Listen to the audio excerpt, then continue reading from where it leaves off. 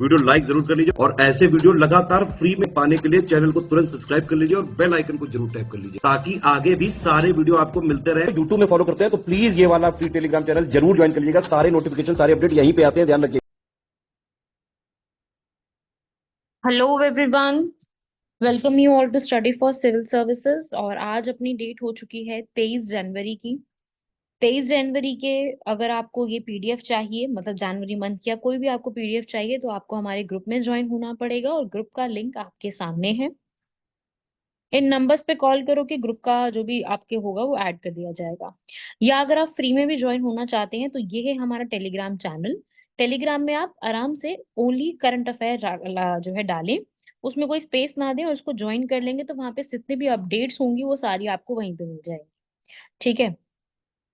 बाकी आज के हमारे इंपॉर्टेंट आर्टिकल्स ये हैं 5। दोष मुक्ति न्याय, वैश्विक शल्य सर्जरी जो होती है, कैबो वार्डे बहुत इंपॉर्टेंट है। ये वाला क्वेश्चन प्रीलिम्स में या फिर जो भी आप वन डे एग्जाम की प्रिपेयर करते हो जिसमें एमसीक्यू आते हैं उसके हिसाब से ये थर्ड वाला आर्टिकल बहुत इंपॉर्टेंट है। ऐसे ही फास्टैग, सबको पता है फास्टैग क्या चीज है। कश्मीर वैनिशिंग स्नो वॉल, जो कश्मीर में स्नोफॉल बर्फबारी लुप्त होती जा रही है। जैसे कि सबसे पहला आर्टिकल है जस्टिस इन एक्विटल, दोष मुक्ति में न्याय। अभी हुआ क्या है कि गृह मंत्रालय ने भारत तिब्बतन सीमा पुलिस जो है आईटीबीपी, वहां के कांस्टेबल की नियुक्ति को आपराधिक मामले में उसके कारण रद्द कर दिया था, बावजूद इसके कि वह मामले में बरी हो चुका था। मतलब कि वो पर्सन यहाँ पर दोष मुक्त करार कर दिया गया था, फिर भी यहाँ पर हमारी जो होम मिनिस्ट्री है उन्होंने उसको एक क्रिमिनल केस के चलते जो पहले चल रहा था उनके ऊपर, उसके चलते उनको वहां से हटा दिया है, उनकी अपॉइंटमेंट को रोक दिया है। वो कांस्टेबल को पॉस्को एक्ट और आईपीसी के तहत यहाँ पे चार्ज किया गया था कटहल 2019 के कोर्ट में। वो क्रिमिनल केसेस में हो सकता था, ठीक है, मतलब उसके ऊपर इल्जाम थे उस कांस्टेबल के ऊपर। और सर्वोच्च न्यायालय ने भी इसके ऊपर यहाँ पर एडिंग करी है। तो ये है चीज, अभी ये न्यूज में था इसलिए मैंने सोचा कि ये वाला टॉपिक आपको बताऊं। दोष मुक्ति मतलब कि यहाँ पर एक होता है कि संदेह के लाभ के आधार पर दोष मुक्ति होना और एक बाइज्जत दोष मुक्ति होना, दो बातें हैं, अलग अलग हैं। ठीक है। किसी भी व्यक्ति को बरी करना हर मायने में बाइज्जत बरी ही होता है, मतलब कि इज्जत के तहत उसको बरी किया जा रहा है, उस पर गलत इल्जाम था, अब उसको बाइज्जत बरी कर दिया जा रहा है। ठीक है भाई। अब ऐसे 3 जजेस की एक बेंच भी बैठी थी पहले भी 2016 में। उन्होंने भी यहाँ पर बताया कि जो भी यहाँ पर उम्मीदवार कोई भी दोष सिद्ध होता है या उसको बरी किया जाता है या उसको गिरफ्तार किया जाता है, वहां पर जितनी भी जानकारी होगी वो एकदम सही होनी चाहिए और उसमें कोई भी छुपी या झूठी जानकारी शामिल नहीं होनी चाहिए, मतलब एकदम क्लियर कॉन्वर्सेशन होनी चाहिए। ठीक है भाई। तो जो भी उसके ऊपर रिकॉर्ड किया गया वो एकदम क्लियर होना चाहिए। 2023 के केस में भी यही सब बातें जो है वो की गई हैं कि वो क्या पर्सन वो ठीक था या नहीं था। तो इस इस पूरे केस पर केंद्र सरकार को इस कांस्टेबल की नियुक्ति पर दोबारा से पुनर्विचार करने का आदेश दिया गया। ये बोला क्यों? क्योंकि इस पर्सन को स्वेच्छा से और सच्चाई से निस्तारित हो चुका है, मतलब उसका जो मामला है वो खत्म हो चुका है, डिस्क्लोज हो चुका है अब। तो अब उसकी यहाँ पर उसको नियुक्ति से वंचित करना, उसका ये सब करना, तो ये एक गलत तरीका होगा। उसे पहले ही अगर कोर्ट ने बरी कर दिया तो अब उसकी नियुक्ति क्यों नहीं की जा रही है। इससे जुड़ा हुआ केस भी है, मेतू बेड़ा केस, इससे जुड़ा हुआ ही है, जिसके अंदर एक पर्सन को बाइज्जत बरी किया गया था, ऑनरेबल एक्विटल उसका रखा गया था। तो ये उसके लिए भी एक फैक्ट था यहाँ पर। अब ऐसी एक और केस आया था Avtar Singh versus union of India case 2016 का। ठीक है। जो भी यहाँ पर बोला गया था इसके अंदर कि एक पर्सन को अगर कोर्ट ने बरी कर दिया है तो यहाँ पर मिनिस्ट्री ऑफ होम अफेयर्स की जिम्मेदारी है कि उस पर्सन को आगे चल के उसकी नियुक्ति करे, अपॉइंटमेंट करे, उसको यहाँ पर रोके नहीं। ठीक है। अगर वो कोई भी कांस्टेबल है, आईटीबीपी का है या किसी भी और फोर्स का है, उसको बाइज्जत बरी कर दिया गया है। ऐसे ही आरबीआई वर्सेस भोपाल सिंह पांचाल का case, RP Kapoor versus union of India का केस, ये सारे केसेस इसी टॉपिक से जुड़े हुए हैं जिसमें किसी भी एक कांस्टेबल को या किसी ऑफिसर को बाइज्जत बरी कर दिया गया था। लेकिन आगे उनकी नियुक्ति पॉसिबल नहीं हुई क्योंकि एक बार उनके नाम पर क्रिमिनल प्रोसीडिंग्स चल चुकी थी। तो बाइज्जत बरी होना इस केस में एक तो पहले न्याय की परिपुष्टि करता है, जो हमारा जस्टिस है that will be uphold here. Fairness, transparency, पारदर्शिता यहाँ पे सुनिश्चित करता है। साथ ही साथ हमारे राइट्स भी प्रोटेक्ट होते हैं, और ट्रस्ट जो है हमारा, कि भाई जब तक दोषी साबित होने तक वो निर्दोष ही माना जाएगा। ये एक कथन आपने बहुत फेमस सुना होगा, इनोसेंट अंटिल प्रूवन गिल्टी। तो इससे क्या है, हमारा एक ट्रस्ट बना रहता है अपने जुडिशियल सिस्टम में, न्यायिक प्रणाली के अंदर, जिसमें हमें ये पता चलता रहता है कि जो भी चीजें यहाँ पर कोर्ट ने किया है वो कोर्ट किसी के भी साथ गलत नहीं करेगी। राइट। इसी तरीके से हमारा सेकेंड आर्टिकल भी है, global surgery challenges and solution. अब देखो, सर्जरी का सबको मीनिंग पता है। सर्जरी मतलब कि कभी भी इमरजेंसी या कुछ इस तरीके की चीजें जो हैं वो सबको एक्सेस में मिलनी चाहिए। अब बात ये है कि जब भी इमरजेंसी की सिचुएशन होती है, तब ऐसा नहीं कि लो और मिडिल इनकम कंट्रीज में ही वो हमें एक्सेस नहीं मिलता।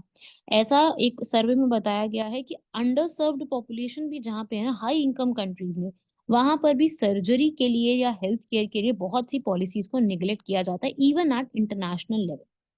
राइट। तो ग्लोबल सर्जरी जो पूरा कॉन्सेप्ट है, यह किसके अंडर आता है? ये इमरजेंसी और असेंशियल सर्जरी के अंडर आता है। ये अब जो फील्ड है वो काफी ज्यादा 2015 के बाद से रिकॉग्निशन में आई है।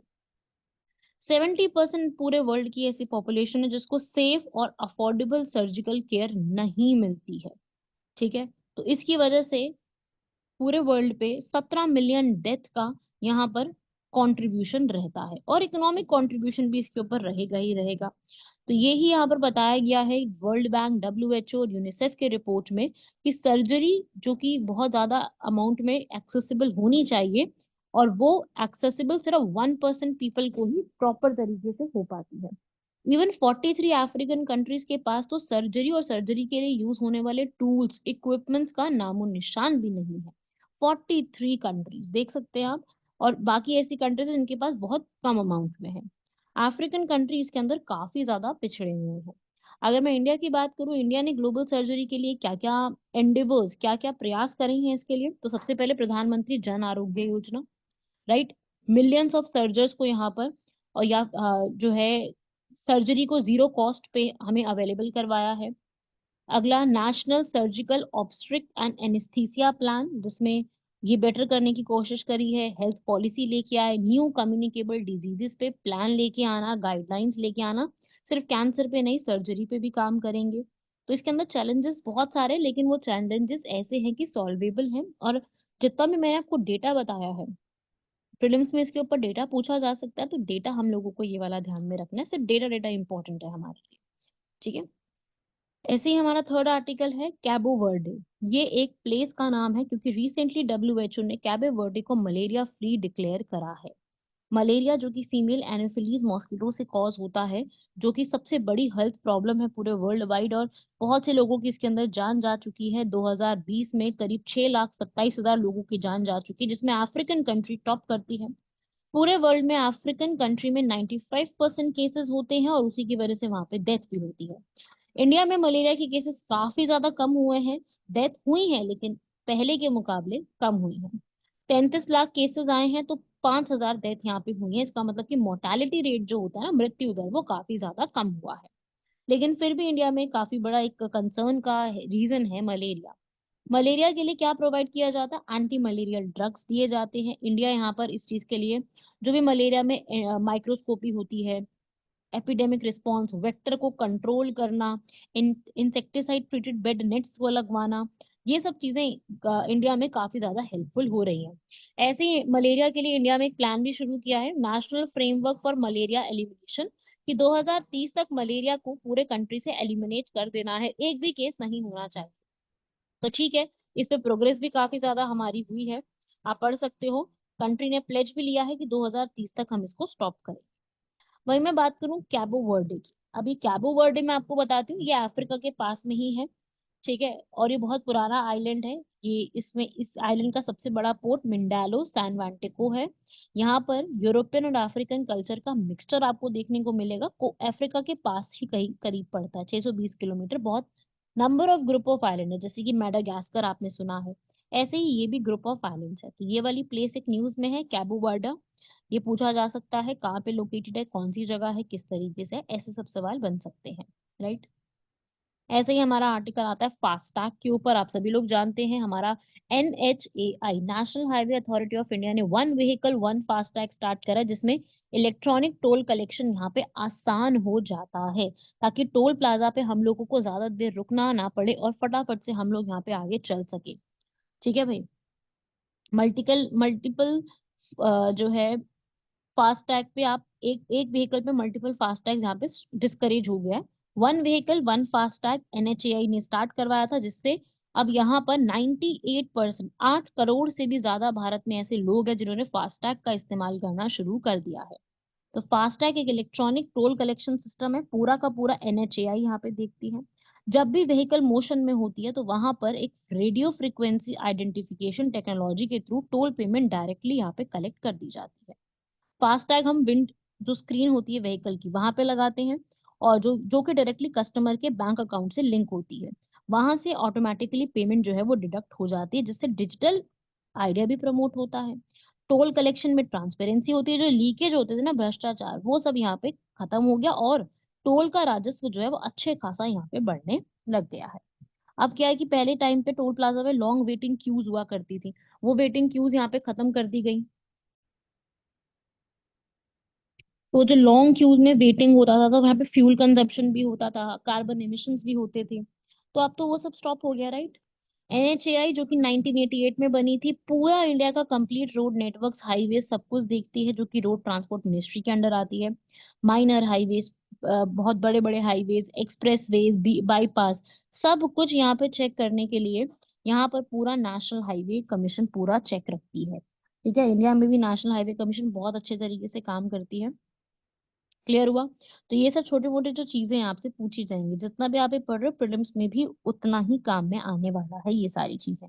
ठीक है भाई। ऐसे ही अगला आर्टिकल, कश्मीर की स्नोफॉल थोड़ी सी वैनिश होती जा रही, कि कश्मीर का तो भाई नाम ही होता था कि विंटर में स्नोफॉल होगी, लेकिन इस टाइम पे विंटर की स्नोफॉल वहां पे कम देखने को मिली है, इसलिए वहां पे टूरिज्म भी काफी कम रहा है। क्यों? क्योंकि लोग जाते हैं ना, वही देखने तो जाते हैं लोग, है ना। अब वहां पे होगी नहीं तो लोग वही कहेंगे ना कि यार नहीं जाना उधर। गुलमर्ग जहाँ पे सबसे ज्यादा ये हुआ करती थी, वहां पे काफी ज्यादा ये चीजों का कम देखने को मिला है वहां पे, उसकी वजह से वहां पे फुटफॉल भी कम रहा है, जिसकी वजह से स्की रिजॉर्ट्स वगैरह पे काफी इम्पैक्ट पड़ा है।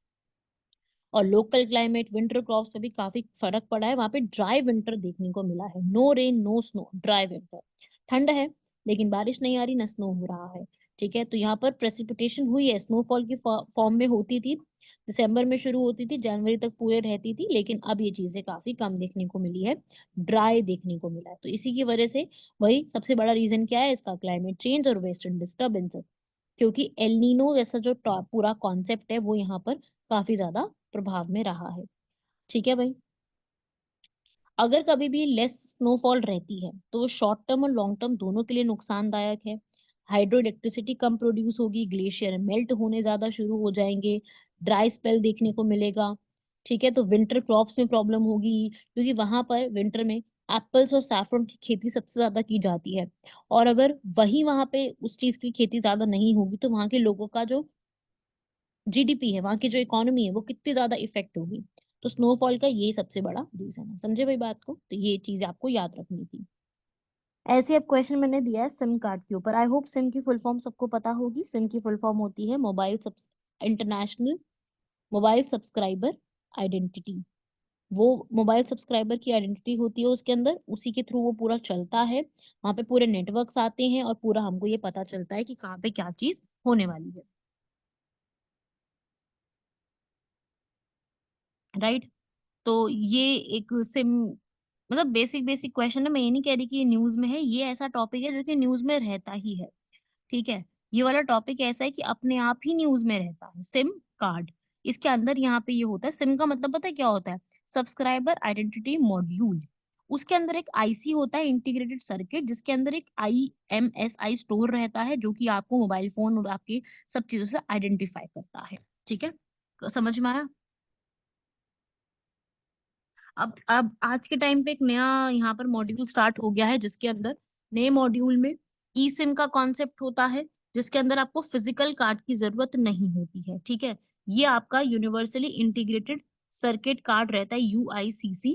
ठीक है, इसमें फिजिकली, यहाँ पर आप फिजिकली रिमूवेबल जो है थोड़ा सा मतलब ये आपको फिजिकली सिम की एक जरूरत नहीं होती है, तो यहाँ पढ़ सकते हो। ठीक है भाई, सिक्योरिटी बढ़ जाती है जिसमें आपको फिजिकली रिमूव नहीं करना होता है। तो ये है चीज, एक याद रखिएगा सिम कार्ड। इसमें यूनिक सीरियल नंबर दिया होता है, इसमें अलग अलग चीजें दी होती है ताकि आपका एक नंबर और वो सब चीजें सही रहे। पहले सिम कार्ड तो बहुत बड़े बड़े साइज के हुआ करते थे, अब तो सिम कार्ड को काफी छोटा कर दिया गया, इलेक्ट्रिकली चीजें सारी देख ली करके इसको छोटे से छोटा उसको अमाउंट में बना दिया गया है। क्लियर हुआ? छोटी सी बात थी, कोई डिफिकल्ट नहीं था इसके अंदर, सिंपल सिंपल से आर्टिकल से, ज्यादा डिफिकल्ट आर्टिकल्स है नहीं आज के। ऐसे ही भाई एक टेलीस्कोप बनाया है, ट्राइडेंट टेलीस्कोप। ट्राइडेंट टेलीस्कोप जो है ये यहाँ पर अंडर वाटर टेलीस्कोप है, न्यूट्रियॉन्स को डिटेक्ट करने के लिए, जो कि किसने बनाया है? चाइना ने बनाया है। ठीक है, इसे ट्राइडेंट नाम दिया गया। ट्राइडेंट की फुल फॉर्म क्या है? Tropical deep sea neutrino telescope. South China sea में इस्तेमाल किया जाएगा। 2030 तक इसकी कंप्लीशन होने के चांसेस हैं। ओशन के सरफेस पे बहुत नीचे तक जाएगा। ट्राइडेंट इसका नाम रखा गया, लेकिन चाइना में इसका नाम जो है वो हाई लिंग रखा गया है। हाई लिंग। ठीक है, अभी इसका पायलट फेज चल रहा है, धीरे धीरे करके ये और बेटर बनेगा। सेंसिंग इसके अंदर लगाई गई है जो कि बहुत नीचे तक जा करके न्यूट्रिनो को डिटेक्ट कर सकता है, आइस क्यूब एंटार्क्टिका में डिटेक्ट कर सकता है, काफी सारी चीजें देख सकता है ये। ठीक है भाई, न्यूट्रिनोस जो होते हैं ये न्यूक्लियर रिएक्शंस के थ्रू प्रोड्यूस होने वाले होते हैं, तो वहीं से ये पूरा डिटेक्शन जो है वो देख सकता है, इसका टेलीस्कोप नाम रखा गया है। तो आप रीड कर सकते हो, ट्राइडेंट अंडर वाटर टेलीस्कोप है न्यूट्रिनोस को डिटेक्ट करने के लिए, जो कि 10,000 टाइम मोर सेंसिटिव होगा जो अभी तक हमारे टेलीस्कोप है उससे ज्यादा।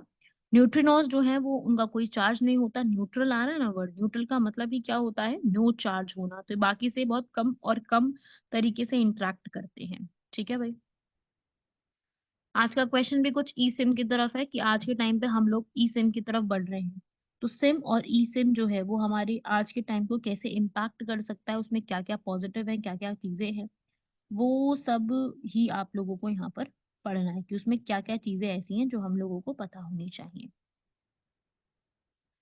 ठीक है ना, तो ये चीज है आपको जो लर्न करनी है एग्जाम के लिए, जो पूरा पढ़ के जाना है टॉपिक, इसको भी आप लोग देख लीजिए।